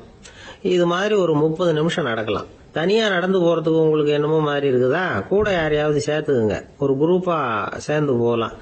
நடக்கிறதுங்கிறத ஒரு சந்தோஷமான சமாச்சாரமா ஆக்கிக்கணும். தினம் இப்படி நடக்க வேண்டி இருக்குதே அப்படின்னு புலம்பிக்கிட்டே போகக்கூடாது. சில பேர் நடக்கிறப்போ கடந்த காலத்தை அசை போட்டுக்கிட்டே போவாங்க. சில பேர் வருங்காலத்தை அசை போட்டுக்கிட்டே போவாங்க. சில பேர் முக்கியமான திட்டம்லாம் இப்படி நடக்கிறப்ப தான் தீர்மானம் பண்ணுவாங்க. நடக்கிறதுனால மன இறுக்கம் குறையுது, பரபரப்பு குறையுது, மன ஆற்றல் பெருகுது, தன்னம்பிக்கை வளருது, முதுமை தள்ளி போகுது, செயல்திறன் அதிகரிக்குது. இதை தவிர உடம்புக்கும் பல விதமான சௌகரியங்கள் ஏற்படுது. அதனால இதுவரைக்கும் நடக்க ஆரம்பிக்காதவங்க இனிமே இந்த குறிப்புகளை கவனத்தில் வச்சுக்கிட்டு நடக்க ஆரம்பிச்சுடலாம். சார்லஸ் லேம்ப் அப்படின்னு ஆங்கில இலக்கிய மேதை ஒருத்தர், அவர் ஒரு தரம் உடம்பு சரியில்லைன்னு டாக்டர் கிட்ட போனாராம். டாக்டர் அவரை பார்த்துட்டு, நீங்க தினமும் காலையில வெறும் வயத்துல நடக்கணும் அப்படின்னாராம். வெறும் வயத்துல நடக்கிறதுக்கு நான் தயார், ஆனா வயிறு கிடைக்கணுமே சார். யார் வயத்து மேல நடக்கிறது டாக்டர் அப்படின்னு கேட்டாராம் இவர்.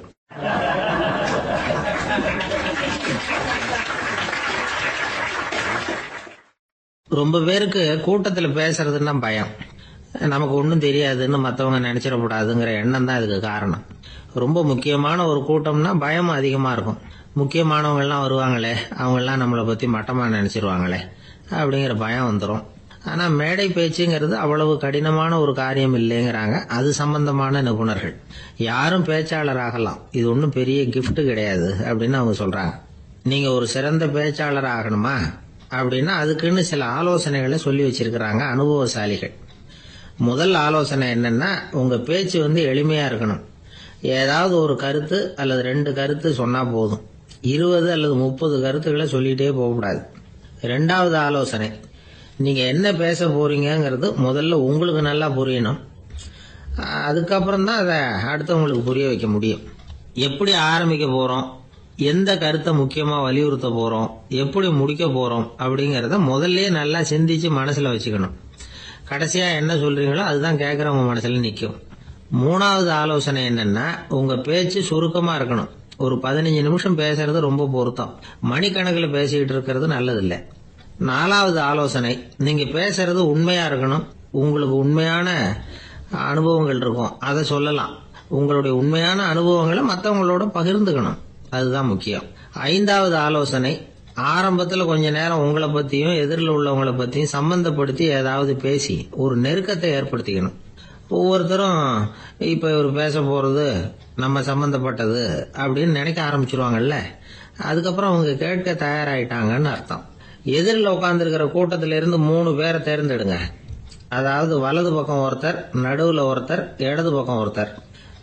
அதாவது உங்களை ரொம்ப கனிவாகவும் ஆர்வமாகவும் பார்க்கிறவரா பார்த்து தேர்ந்தெடுத்துங்க மனசுக்குள்ள.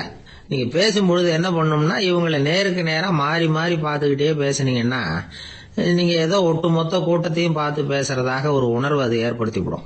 6வது ஆலோசனை என்னன்னா, சொற்பொழிவுன்னா நீங்க பேசணும், படிக்கப்படாது.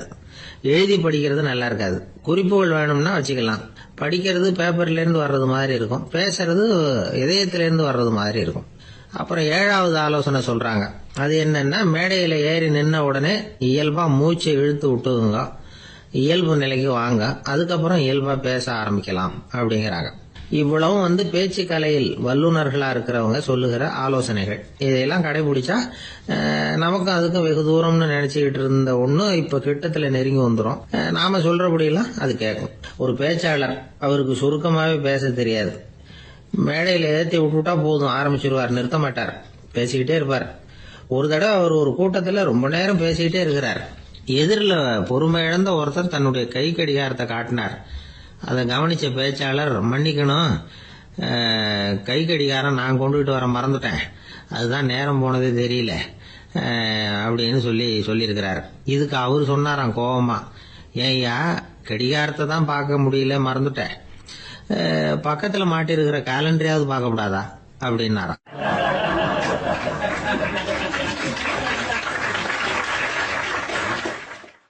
தானத்துல சிறந்தது எது அப்படின்னு ஒரு கேள்வியை கேட்டு, தானத்துல சிறந்தது நிதானம் அப்படின்னு அதுக்கு ஒரு பதிலும் சொல்றவங்க உண்டு.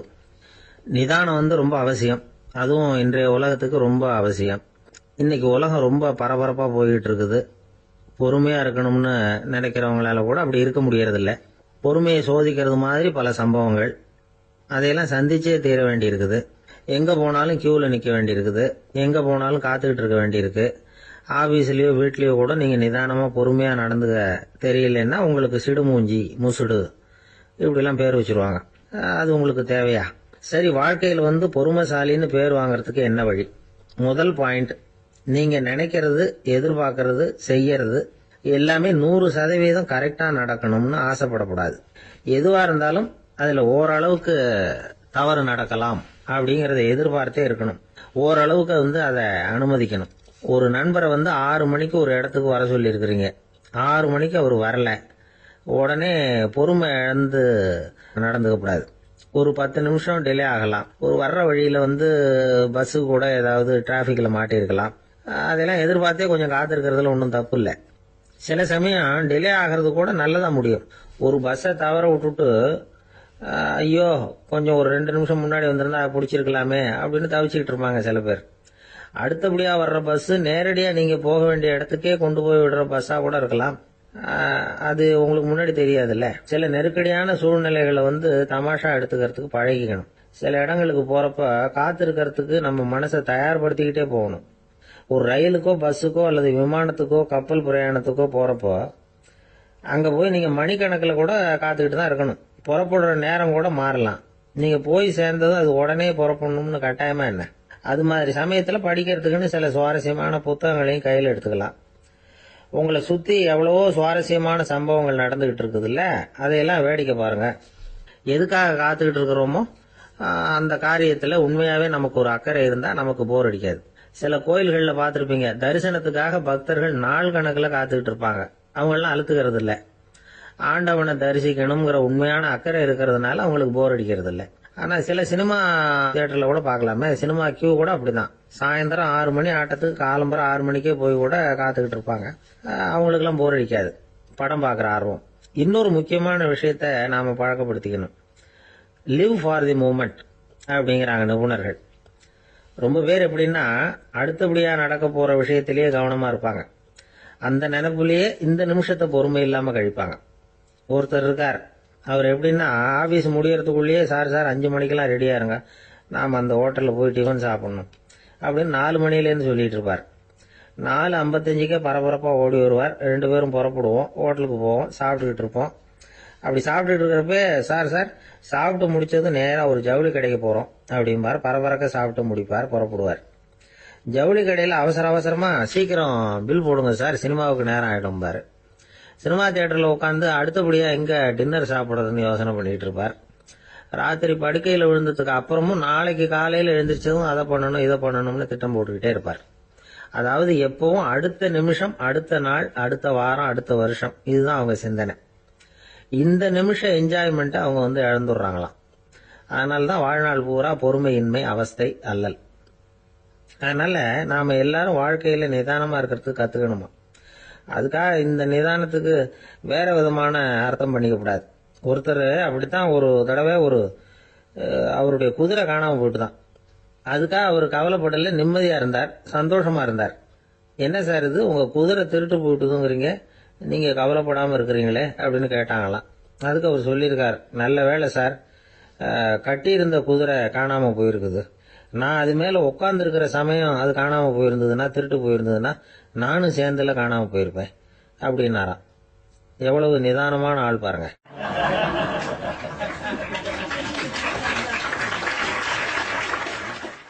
ஒரு ஊர்ல ஒரு சித்தர் இருந்தார், சூஃபி சித்தர். அவர் ஞானம் பெற்ற ஒரு சித்தர். ஒரு நாள் அந்த நாட்டு மன்னன் அவரை பார்க்கறதுக்காக வந்தான். என்ன வேணும் உனக்குன்னு கேட்டார். நான் கடவுளை பார்க்கணும், அதுக்கு நீங்க தான் உதவி பண்ணணும் அப்படின்னா அவன். சித்தர் கொஞ்சம் யோசனை பண்ணார். சரி, போயிட்டு நாளைக்கு வாடினார். அதே மாதிரி மன்னன் போயிட்டு அடுத்த நாள் வந்தான். இங்க நீ என்னோட ஒரு வாரம் தங்கியிருக்க வேண்டியிருக்கும்னார். சரின்னா ஒரு பிச்சை பாத்திரத்தை தூக்கி கையில கொடுத்தார். அவனுக்கு ஒன்றும் புரியல. இருந்தாலும் வாங்கிட்டான். வாங்கிட்டு இதை என்ன செய்யணும் அப்படின்னு கேட்டான். இதை ஒன்றும் செய்ய வேணாம், இதை எடுத்துக்கிட்டு பக்கத்தில் உள்ள கிராமங்களுக்கு போ, வீடு வீடாக பிச்சை எடுத்துக்கிட்டு வா. அப்படி வந்த பிறகுதான் உனக்கு சாப்பாடும் ஓய்வும் கிடைக்கும். ஒரு வாரம் அப்படி செய்ய, அதுக்கப்புறம் 8வது நாள் நாம கடவுளை பத்தி யோசிக்கலாம் அப்படின்னார்.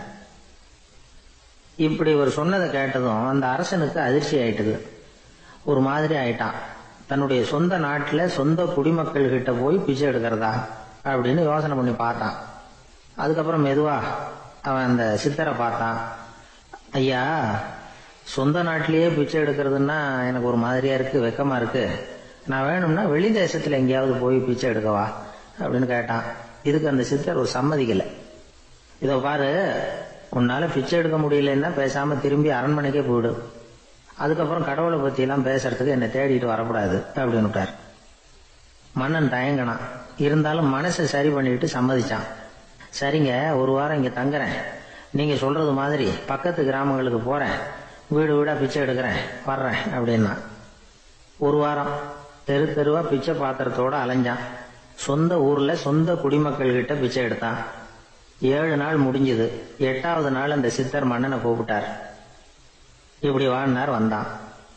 இனிமே நீ கடவுளை பத்தி என்கிட்ட கேட்கலாம்னார். இனிமே கேட்கறதுக்கு ஒண்ணுமே இல்லை சுவாமின்னா இவன். ஒரு வார காலம் பிச்சை எடுத்த பிறகுதான் கடவுளை காண முடியும் அப்படின்னு நான் கனவு கூட காணவில்லைன்னா. அப்படின்னா நீ பிச்சை எடுத்த காலத்துல அப்படி என்னதான் நடந்தது அப்படின்னு கேட்டார் அவரு. சுவாமி, ஒரு வார காலம் பிச்சை எடுத்ததுல என்னுடைய ஆணவம் அழிஞ்சுட்டுது. அது இப்போ இருக்கிற இடமே தெரியல. இப்ப அதை காணவே காணோம். பிச்சைக்காரனா இருந்தப்போ பெற்றதை மன்னனாக இருக்கும்போது பெற முடியாதுங்கிறத புரிஞ்சுக்கிட்டேன் அப்படின்னா மன்னன். அடக்கம் பிறந்தவுடன் தெய்வீக கதவுகள் திறந்து கொள்ளுகின்றன அப்படிங்கிறார் ஓஷோ. நம்மால் ஒருத்தன் ஆணவம் அழியணுங்கிறதுக்காக ஒரு திருவோட்டை எடுத்துக்கிட்டு தெரு தெருவா பிச்சை எடுக்க ஆரம்பிச்சான். என்ன, தெய்வீக கதவுகள் திறந்துதா அப்படின்னு கேட்டார் ஒருத்தர். தெய்வீக கதவு திறக்கிறதுக்கு முன்னாடியே எங்க வீட்டு கதவு சாத்திக்கிட்டுதுன்னா. என்னடா சொல்றேன்னார். இனிமே வீட்டுக்குள்ளேயே வர வேணாம், இதையே தொழிலா வச்சுக்கோ அப்படின்னு எங்க வீட்டுல சொல்லிவிட்டாங்க சார் அப்படின்னா.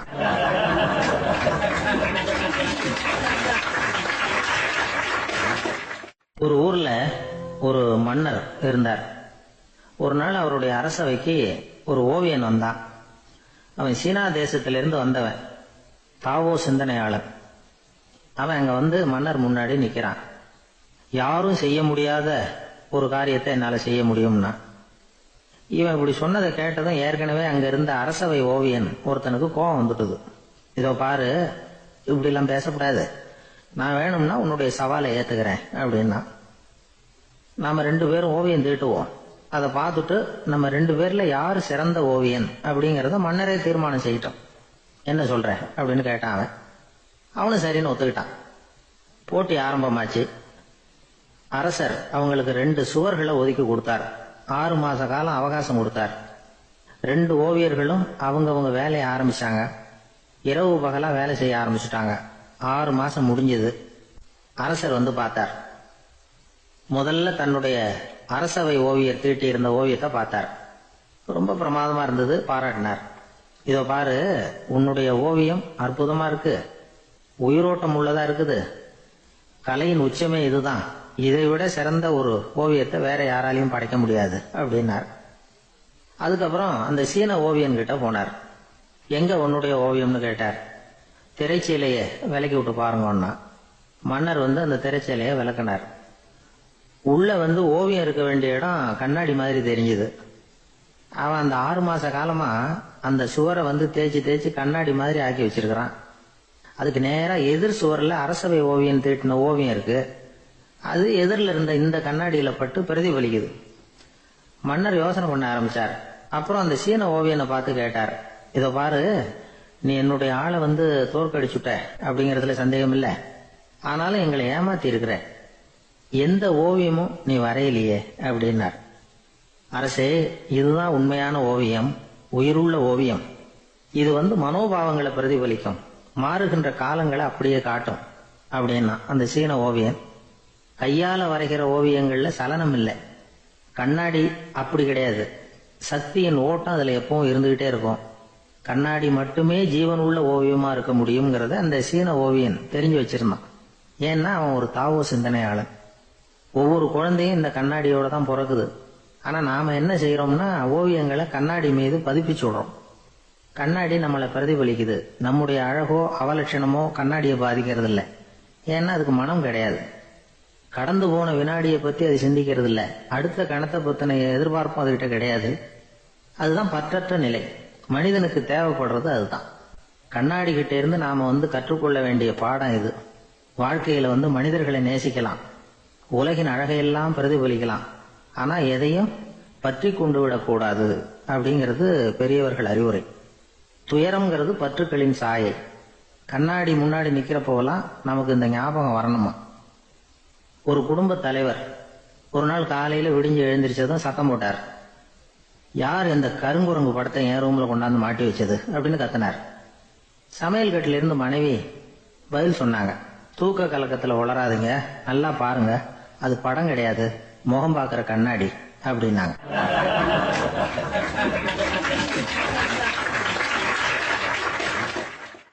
அர்ஜுனன் கேட்ட கேள்விக்கெல்லாம் பகவான் கண்ணன் பதில் சொன்னார்.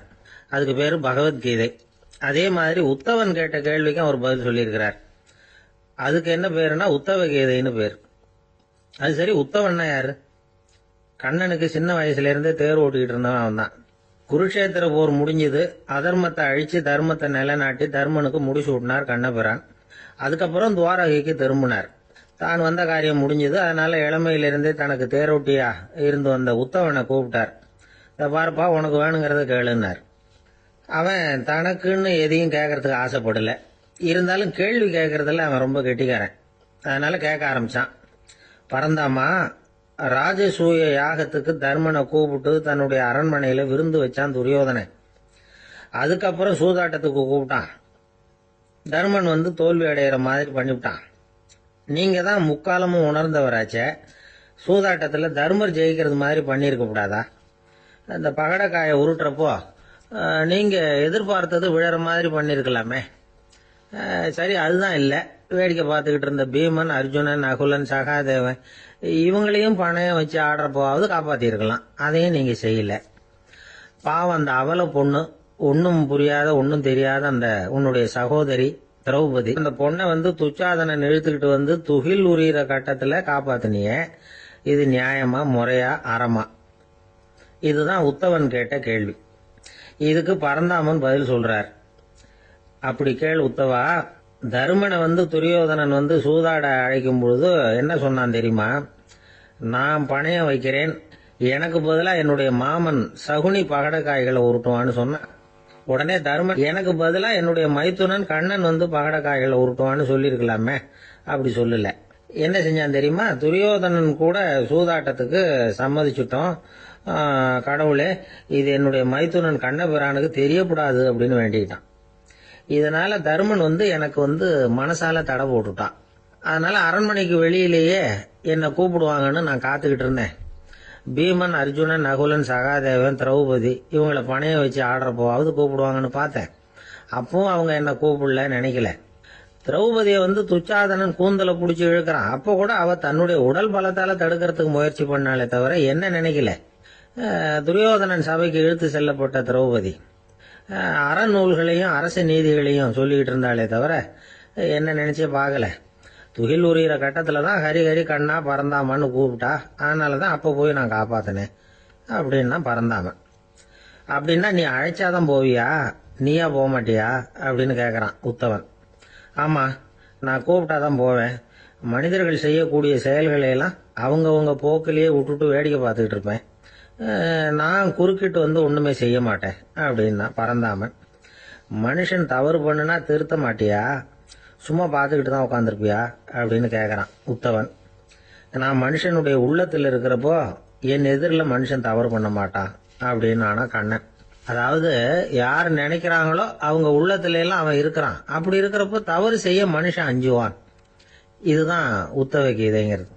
இந்த காலத்திலயும் சில பேர் பகவான் மாதிரி அடுத்தவங்க கஷ்டப்படுறத வேடிக்கை பார்த்துக்கிட்டு இருக்கிறது உண்டு. அன்னைக்கு அப்படித்தான் நடுத்தெருவில் ஒரு திருடனை பிடிச்சி எல்லாரும் சேர்ந்து அடிச்சுக்கிட்டு இருக்கிறாங்க. ஒரு ஆள் மட்டும் தள்ளி நின்று அதை வேடிக்கை பார்த்துக்கிட்டு இருக்கான். பார்த்துக்கிட்டு சிரிச்சுக்கிட்டு இருக்கிறான். என்ன சார் இது, பாவம் அந்த ஆளை போட்டு அப்படி அடிக்கிறாங்களே அப்படின்னும். அடிக்கட்டும் சார், அவன் அடி வாங்க வேண்டிய ஆள் தான் அப்படின்னா அவன். ஏன் சார் அப்படி சொல்றீங்க அப்படின்னு கேட்டோம். பின்ன என்ன சார், நான் ஒருத்தர் பையில இருந்த பர்ஸை எடுக்கிறதுக்கு முயற்சி பண்ணிட்டு இருந்தேன், அதுக்குள்ள அவன் முந்திக்கிட்டு அப்வேஸ் பண்ணிவிட்டான், பர்ஸை அவன் எடுத்துட்டான். பார்க்கறதுன்னா எடுக்கிறது அவனா? என்ன சார் நியாயம் இது, நல்லா வாங்கட்டும் அப்படிங்கிறான்.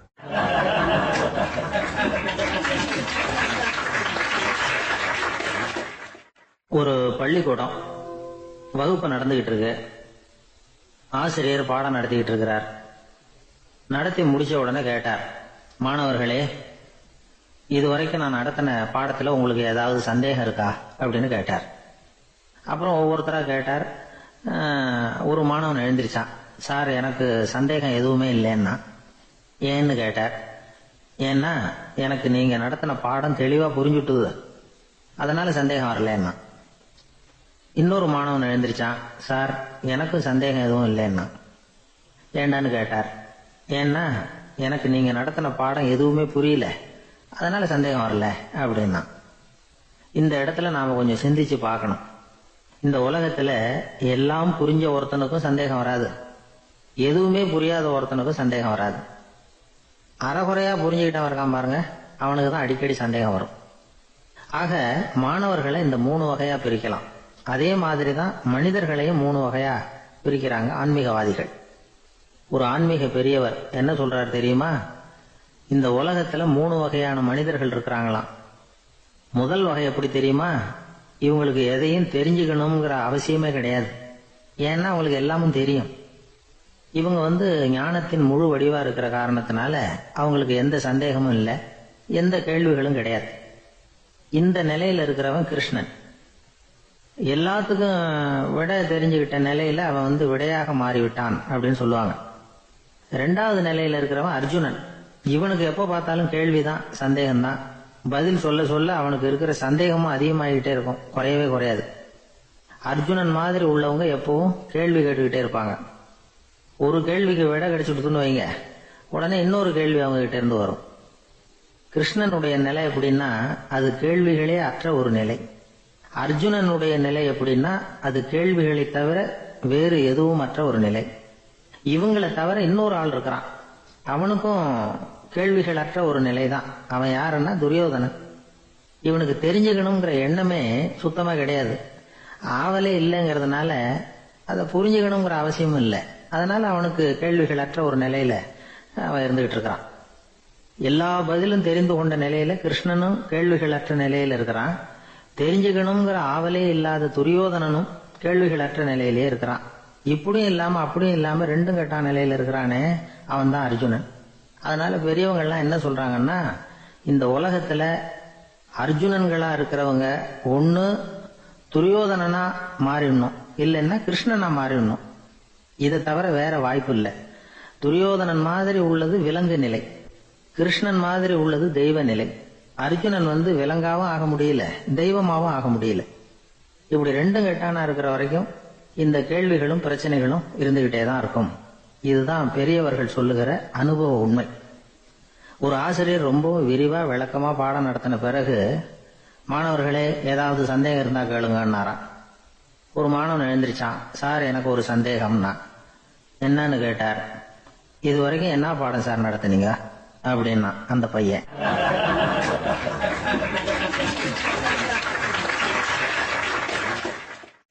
ஜெருசலேம் அங்க உள்ள ஒரு தேவாலயம். அதுல உள்ள பலிபீடத்தின் முன்னாடி ஒரு பெட்டி உண்டு. அது காணிக்கை பெட்டி. ஆலயத்துக்கு வர்றவங்க பிரார்த்தனை பண்ணிவிட்டு திரும்பி போற சமயத்துல அந்த பெட்டியில காணிக்கை போடுவாங்க. அவங்களால எவ்வளவு முடியுமோ அவ்வளவு போடுறது வழக்கம். அவங்க வசதிக்கு தகுந்த மாதிரி போடுவாங்க.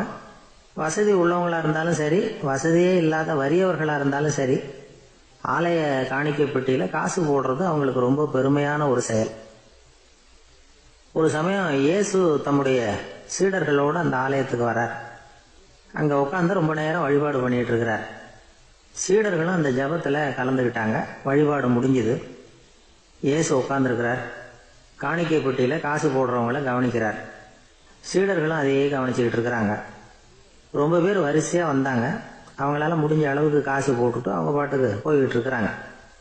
வசதியானவங்க நிறைய பேர் வந்தாங்க. அதுக்கு மத்தியில் வயசான ஒரு அம்மா, அவங்களும் வந்து காசு போட்டுட்டு போறாங்க.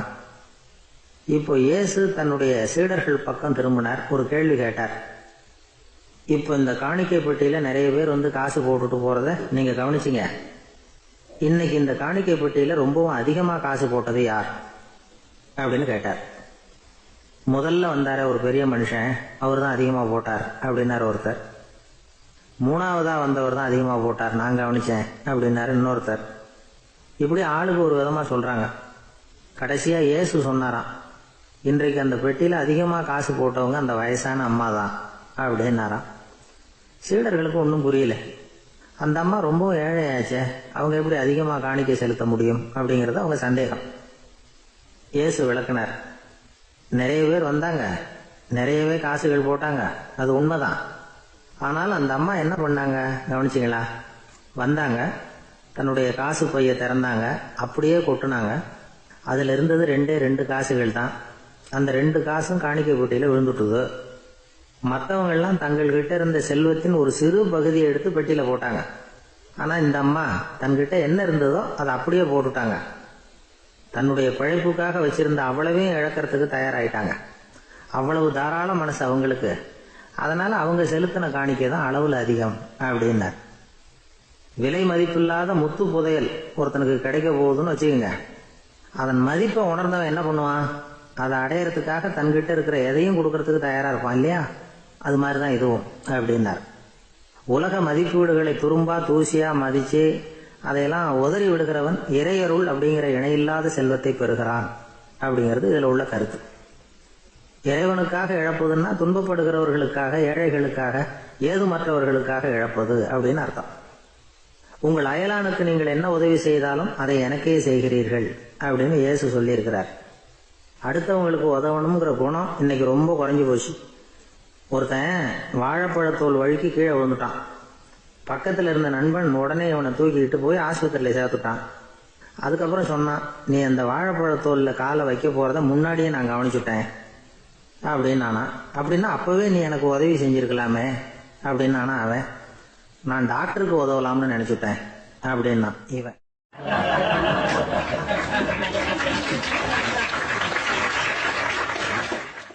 ஒரு ஊர்ல ஒருத்தர் இருந்தான்.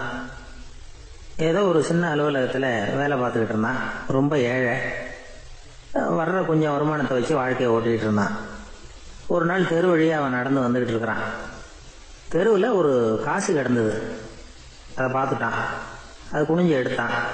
அது ஒரு பழங்கால காசு. அந்த காசு நடுவில் ஒரு துளை இருந்தது. அதாவது துளையிட்ட நாணயம். பழங்காலத்தில் புழக்கத்தில் இருந்த ஒரு நாணயம் அது. துளையிட்ட நாணயம் கிடைச்சதுன்னா ரொம்ப நல்லது, அது அதிர்ஷ்டம் அப்படின்னு ஒரு நம்பிக்கை உண்டு. இவன் கையில் அது கிடைச்சதும் ரொம்ப சந்தோஷப்பட்டான். இனிமே என்னுடைய கஷ்டம்லாம் தீரப்போகுது, அதிர்ஷ்டம் என்னை தேடி வரும், நான் பணக்காரன் ஆயிடுவேன் அப்படின்னு சொல்லிட்டு அந்த காசை தன்னுடைய கோட்டு பையில பத்திரமா போட்டு வச்சுக்கிட்டான். அடிக்கடி அதை தொட்டு பார்த்துக்கிறது உண்டு, வெளியில் எடுக்க மாட்டான். இப்படியே கொஞ்ச காலம் ஆச்சு. அதுக்கப்புறம் என்னாச்சு தெரியுமா? நிஜமாவே அதிர்ஷ்டம் அவனை தேடி வர ஆரம்பிச்சுட்டுது. செல்வம் வந்து குவிஞ்சுது. பணம், பதவி, புகழ் எல்லாம் வந்து சேர்ந்தது. சமூகத்தில் அவன் ஒரு பெரிய மனுஷன் ஆயிட்டான். எல்லாரும் அவனை பாராட்டினாங்க. அவன் எதை தொட்டாலும் வெற்றி, எல்லாம் அந்த காசோட மகிமை அப்படின்னு அவன் மனசுக்குள்ள நினைச்சுக்கிட்டான். தினமும் காலையில் அந்த கோட்டை போட்டுக்கிட்டு தான் வெளியில் கிளம்புவான். புறப்படுறதுக்கு முன்னாடி கோட்டு பாக்கெட்டை தொட்டு பார்த்துக்குவான், உள்ள காசு இருக்கா அப்படிங்கிறத உறுதிப்படுத்திக்குவான். அதுக்கப்புறம் தான் வெளியில் கிளம்புவான். இப்படியே பல வருஷம் ஓடி போச்சு. ஒரு நாள் அவனுக்கு அந்த ஆசை வந்துட்டுது. அதாவது அந்த துளையிட்ட நாணயத்தை எடுத்து கண்ணால் பார்க்கணும் அப்படின்னு. காலையில் சாப்பிட்டுக்கிட்டு இருந்தான். அப்போ தன்னுடைய மனைவி கிட்ட சொன்னான், ரொம்ப நாளைக்கு அப்புறம் என்னுடைய அந்த நாணயத்தை இன்னைக்கு வெளியில் எடுத்து பார்க்க போறேன்னா. என்னத்துக்கு அது, இப்போ அதை பார்க்க வேணாமே அப்படின்னு மெதுவாக இழுத்தாங்க அந்த அம்மா. இல்லை இல்லை, நான் பார்த்தே தீரணும் அப்படின்னு அவன் தன்னுடைய சட்டை பைக்குள்ள கையை விட்டான். உள்ள இருந்த நாணயத்தை வெளியில் எடுத்தான். பார்த்தா அவனுக்கு ஆச்சரியமா போச்சு. அந்த நாணயத்தில் தொலையே இல்லை. என்ன ஆச்சு அப்படின்னு சொல்லி அவன் ரொம்ப குழம்பி போயிட்டான். இப்போ அந்த அம்மா சொன்னாங்க, நான் தான் ஒரு நாள் உங்கள் கோட்டு ரொம்பவும் தூசியாக இருக்கேன்னு சொல்லி அதை ஜன்னலுக்கு வெளியில் உதறினேன். உள்ளே இருந்த அந்த காசு அப்போ எனக்கு தெரியாது, ஞாபகத்தில் இல்லை. அது தெருவில் விழுந்துட்டது போல இருக்கு. அதுக்கப்புறம் எவ்வளவோ தேடி பார்த்தேன், கிடைக்கல. அதுக்குள்ளே அதை யாரோ எடுத்துகிட்டு போயிட்டாங்க போல இருக்கு. அது இல்லைங்கிறது உங்களுக்கு தெரிஞ்சால் வருத்தமாக இருக்குமேங்கிறதுக்காக நான் தான் வேற ஒரு நாணயத்தை எடுத்து சட்டை பைக்குள்ளே வச்சுட்டேன் அப்படின்னு விவரத்தை சொன்னாங்க அந்த அம்மா. இது எப்போ நடந்ததுன்னு கேட்டான்.